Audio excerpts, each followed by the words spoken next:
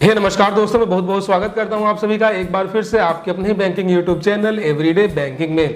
और दोस्तों, आज के इस वीडियो में हम बात करने वाले हैं भारत के टॉप 10 प्राइवेट बैंक्स के बारे में कि कौन सा बैंक आपके लिए बेस्ट हो सकता है। क्योंकि दोस्तों, यहाँ पे बात करें प्राइवेट बैंकों के अंदर तो माना जाता है प्राइवेट बैंक्स काफ़ी फास्ट होते हैं, काफ़ी सुपीरियर होते हैं, काफ़ी इनोवेटिव थिंकिंग रखते हैं और हमेशा स्मार्ट बैंकिंग को प्रेफर करते हैं। ऐसे में अपने देश में बहुत सारे लोग जो कि प्राइवेट जॉब्स में हैं और जिनको अपने टाइम की कद्र है और जो हमेशा स्मार्ट बैंकिंग को प्रीफर करते हैं, उनका जो हमेशा पहला पसंद है वो प्राइवेट बैंक्स ही होते हैं। और मैक्सिमम जितने भी प्राइवेट एम्प्लॉयज़ होते हैं, जितने भी इंजीनियर्स होते हैं, डिफरेंट कॉर्पोरेट कंपनीज में जो लोग वर्क करते हैं एज ए एम्प्लॉय, उनका भी जो सैलरी अकाउंट होता है वो प्राइवेट बैंकों में ही होता है। अलग अलग कंपनियों के अलग अलग प्राइवेट बैंक्स के साथ टाई अप होता है और उनका जो सैलरी अकाउंट होता है वो नॉर्मली इन्हीं प्राइवेट बैंकों में होता है।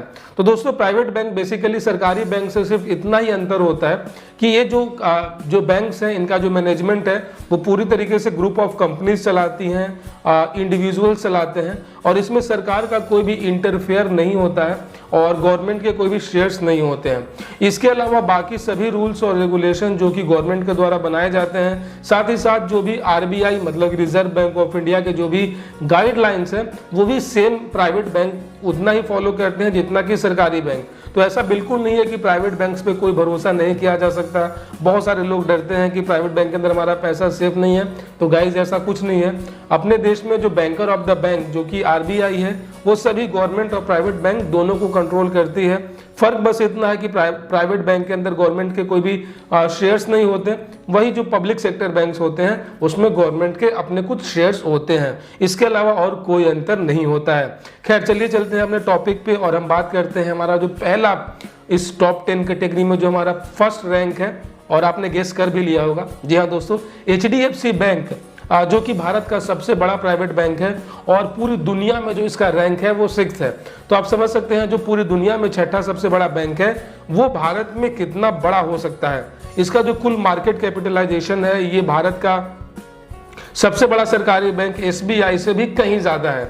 ऐसे में दोस्तों, टोटल 7,915 ब्रांचेस के साथ और लगभग 20,565 एटीएम्स के साथ जो है एचडीएफसी बैंक भारत का जो है सबसे टॉप और सबसे बेस्ट प्राइवेट बैंक है और जिसका जो हेडक्वार्टर है वो मुंबई महाराष्ट्र में है। तो दोस्तों, ये था हमारा पहला जो टॉप कैटेगरी का बैंक। अब बात कर लेते हैं सेकंड रैंक पे कौन सा बैंक है। तो गाइज, आपने सही गेस किया, सेकंड रैंक पे है हमारा आईसीआईसीआई बैंक, जिसके टोटल इंडिया में लगभग 6,075 से ज़्यादा ब्रांचेज हैं और टोटल लगभग 16,927 आपको एटीएम देखने को मिल जाएंगे। और इसका भी जो हेडक्वार्टर है वो भी भारत का फाइनेंशियल कैपिटल मुंबई महाराष्ट्र के अंदर है। दोस्तों, मुंबई को फाइनेंशियल कैपिटल इसीलिए कहा जाता है कि लगभग भारत के जितने भी मैक्सिमम जो प्राइवेट और सरकारी बैंक हैं उन सभी का हेडक्वार्टर वहीं है, वहीं से पूरे पैन इंडिया लेवल पे ऑपरेट करते हैं। तो इसीलिए दोस्तों मुंबई को फाइनेंशियल कैपिटल ऑफ इंडिया कहा जाता है। तो दोस्तों, हमारा तीसरे नंबर पे है एक्सिस बैंक, जो कि पहले यूटीआई के नाम से जाना जाता था, लेकिन अब जो है ये एक्सिस बैंक के नाम से लगभग भारत के सभी छोटे और बड़े शहरों में आपको इसके ब्रांचेस देखने को मिल जाएंगे। और ये आता है तीसरे नंबर पे। टोटल 5,000 से ज़्यादा जो है इनके ब्रांचेस हैं और लगभग 15,750 आज तक के डेट में इनके एटीएम्स हैं। और इसकी भी जो कैपिटल है, मतलब कि जो हेडक्वार्टर है वो भी भारत के capital financial capital Mumbai Maharashtra के अंदर है। दोस्तों, चौथा बैंक जो है हमारा कोटक महिंद्रा बैंक, जिसका जो टोटल ब्रांचेस है 1,996, लगभग 2,000 ब्रांचेस को क्रॉस करने वाला है। और टोटल एटीएम की बात करें कोटक महिंद्रा बैंक का तो लगभग 2,963 जो है इसके आपको एटीएम देखने को मिल जाएंगे और इसका भी जो हेडक्वार्टर है ये भी मुंबई महाराष्ट्र के अंदर है।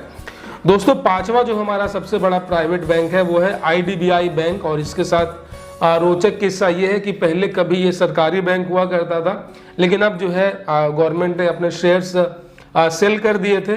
उसके बाद जो है ये प्राइवेट बैंक की कैटेगरी में आ गया और लगभग 1900 से ज़्यादा जो है ब्रांचेज हैं, लगभग 3300 से ज़्यादा एटीएम है और इसकी भी जो हेडक्वार्टर है वो भी मुंबई महाराष्ट्र में है।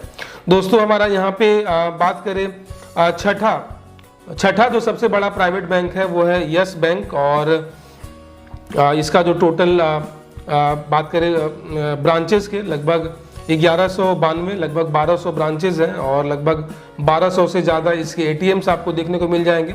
और इसका भी जो हेडक्वार्टर है वो भी मुंबई महाराष्ट्र में है। तो टोटल हमारा गाइज यहाँ पे हमने देख लिया, हमने टोटल यहाँ पे हमारा 6 बैंक जो टॉप 10 में थे। 7वां यहाँ पे है गाइज फेडरल बैंक, और जिसका टोटल 1355 से ज़्यादा ब्रांचेज हैं और लगभग 1914 इसके एटीएम्स हैं। और इसका जो हेडक्वार्टर है ये है अलुवा करके एक जगह है तमिलनाडु में, वहाँ पे। उसके बाद गाइस बात कर लेते हैं 8वां हमारा सबसे बड़ा बैंक, वो है इंडसइंड बैंक। टोटल 2606 इसके ब्रांचेस हैं और लगभग 2878 इसके एटीएम कार्ड आपको देखने को मिल जाएंगे। और इसका जो हेडक्वार्टर है गाइस ये है पुणे महाराष्ट्र में। दोस्तों बात कर लेते हैं 9वां हमारा सबसे बड़ा प्राइवेट बैंक का, और ये है रत्नाकर बैंक लिमिटेड, मतलब कि आरबीएल बैंक। और टोटल जो इसके ब्रांचेस हैं 517 हैं, 414 एटीएम कार्ड है, सॉरी एटीएम मशीन्स हैं, जो कि काफ़ी कम है मेरे ख्याल से। और इसकी भी जो हेडक्वार्टर है वो मुंबई महाराष्ट्र के अंदर है। अब बात कर लेते हैं last but the not least हमारे प्राइवेट बैंकों की संख्या में 10वें नंबर पे आता है गाइस J&K बैंक, जो कि जम्मू एंड कश्मीर बैंक का इसका फुल फॉर्म है। और लगभग 996 इसके ब्रांचेज हैं और टोटल 1414 इसके एटीएम कार्ड जो है, सॉरी एटीएम मशीन्स हैं, बार बार एटीएम कार्ड बोल दे रहा हूँ, एटीएम मशीन्स हैं। और इसका जो हेडक्वार्टर है, हेड ऑफिस कह लें, वो है श्रीनगर, जम्मू और कश्मीर की जो राजधानी है वहाँ पे। सो गाइज ये थे ऊपर से नीचे तक टोटल टॉप 10 प्राइवेट बैंक्स, जो कि आप इसमें अपने लोकेशन के हिसाब से, अपने चॉइस के हिसाब से, अपने प्रेफरेंस के हिसाब से आप किसी एक बैंक को चूज कर सकते हैं, इसमें अपना सेविंग्स अकाउंट ओपन कर सकते हैं और इन बैंकों के शानदार डिजिटल बैंकिंग और स्मार्ट इनोवेटिव बैंकिंग के आइडियाज़ को इम्प्लीमेंट करके आप अपने लाइफ में आगे बढ़ सकते हैं, फाइनेंशियली ग्रो हो सकते हैं। दोस्तों आई होप कि आज के इस वीडियो से आप काफ़ी कुछ सीख पाए होंगे। और अगर आप हमारे चैनल पर पहली बार आए हैं तो चैनल को सब्सक्राइब कर दीजिएगा, नोटिफिकेशन बेल को ऑन कर दीजिएगा, ताकि अगली बार जब मैं कोई नया लेटेस्ट वीडियो लेकर आऊँ तो आप उसे मिस ना कर सकें। अपना बहुत सारा ख्याल रखिएगा। जय हिंद दोस्तों।